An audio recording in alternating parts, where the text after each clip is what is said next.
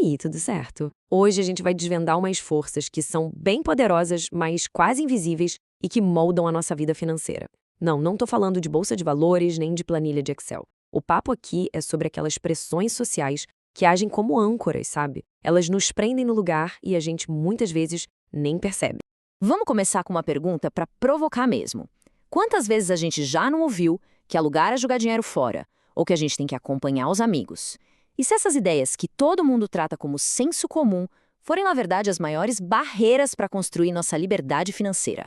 Então, o ponto central é este aqui. O grande risco talvez não seja uma crise econômica lá fora, mas sim as expectativas que a sociedade, a família e até nós mesmos colocamos nas nossas decisões. Essas são as tais âncoras invisíveis. E hoje a gente vai expor as duas maiores delas. Bom, vamos começar pela âncora gigante, a macro, aquela pressão quase universal para comprar uma casa. É o famoso sonho da casa própria que foi vendido por gerações, né? Mas a pergunta é, será que a matemática por trás desse sonho ainda fecha hoje em dia?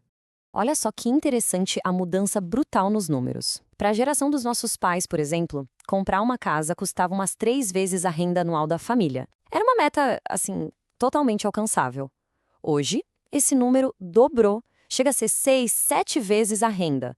A lógica que funcionou para eles, para muitos de nós, simplesmente não funciona mais.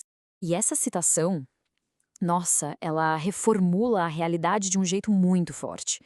A percepção é de ser dono, mas a verdade é que, por décadas, o que existe é uma dívida. Na prática, a pessoa não é dona do ativo, mas é 100% responsável por todos os custos e riscos, desde um telhado que vaza até a desvalorização do imóvel. E isso nos leva direto para o custo de oportunidade. Vamos imaginar R$ 100.000. No caminho 1, esse dinheiro vira a entrada de um imóvel, travando o capital num ativo que tem pouca liquidez e dando início a décadas de pagamento de juros. Agora, no caminho 2, esses mesmos 100 mil, se fossem investidos, poderiam se multiplicar a ponto de permitir a compra da mesmíssima casa à vista em uns 15 anos. A diferença é monumental. E, claro, não podemos esquecer das despesas fantasmas. A parcela do financiamento é só a pontinha do iceberg. Tem o IPTU todo ano, a reforma da cozinha que não estava no plano, a taxa do condomínio que sobe, e tem até o que eu chamo de imposto do gramado perfeito, aquela pressão para manter as aparências que também custa, e muito. Esse ponto aqui ilustra um dos maiores ativos da nossa geração, a mobilidade. Uma casa própria é literalmente uma âncora física. Alguém que aluga, como no exemplo da Sara, pode simplesmente aceitar uma proposta de emprego em outra cidade e dobrar o salário. Essa flexibilidade para ir atrás de oportunidades melhores é um fator de enriquecimento que pouca gente coloca na conta. Ok, saímos da âncora macro, a casa, e vamos para a micro, aquela que age no nosso dia a dia de um jeito bom mais sutil. A pressão social que vem dos amigos. O mecanismo psicológico por trás de tudo é este aqui. A nossa sensação de bem-estar financeiro não vem tanto do nosso salário, mas de como ele se parece perto do das pessoas próximas. Se o vizinho troca de carro, de repente o nosso parece velho. É uma corrida que não tem linha de chegada, sabe? Para entender o impacto disso, vamos para os números. Aquele jantar de R$ 150 para não fazer feio com a turma parece pouco, né? Só que se esse valor for investido todo o mês ao longo de 20 anos, ele pode virar mais de R$ 85 mil. É um custo invisível, mas com um impacto bem real no futuro. E o motivo pelo qual a gente cede tanto é que o comportamento financeiro é contagioso. A gente acaba normalizando os hábitos do nosso círculo. Se todo mundo ao redor parcela viagem, financia carro, a nossa mente começa a aceitar esse nível de dívida como padrão, como o jeito normal das coisas.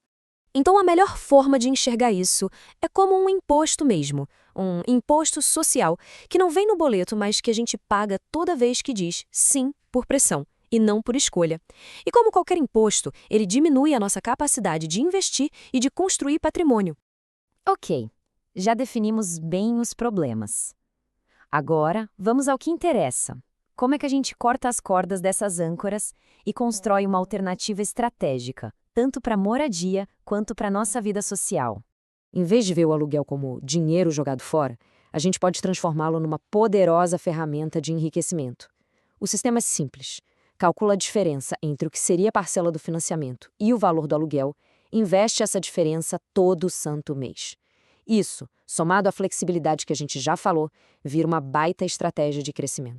Agora, para a âncora social, a solução é ter uns roteiros prontos. Não é sobre dizer não posso, mas sim redirecionar.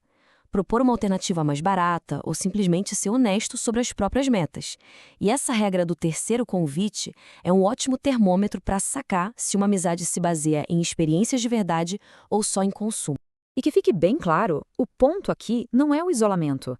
Não é sobre parar de sair ou de ter amigos. É sobre ter intencionalidade.